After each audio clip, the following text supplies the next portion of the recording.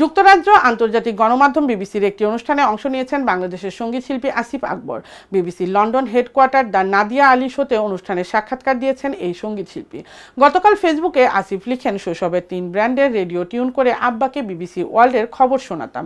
আজকে গেলাম বিবিসি ওয়ার্ল্ডের লন্ডন হেডকোয়ার্টারে, অ্যাটেন্ড করেছি দ্য নাদিয়া আলী শোতে। নাদিয়া বাংলাদেশের মেয়ে, বিবিসিতে কাজ করা একমাত্র বাংলাদেশি, আমাদের দেশের গর্ব।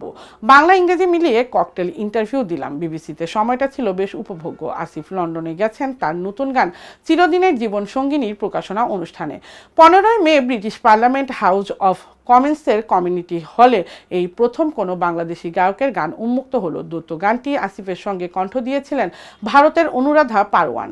কবির বকুলের লেখা গানটিতে সুর ও সঙ্গীত আয়োজন করেছেন রাজা কাশেপ। ভিডিও পরিচালনা করেছেন সৌমিত্র ঘোষ ইমন। ভিডিওটি আসিফের সঙ্গে মডেল হয়েছেন ইংল্যান্ডের সাবা বশির। চিরদিনই জীবনের সঙ্গিনী গানটি শোনা যাচ্ছে আসিফ আকবরের ইউটিউব চ্যানেলে।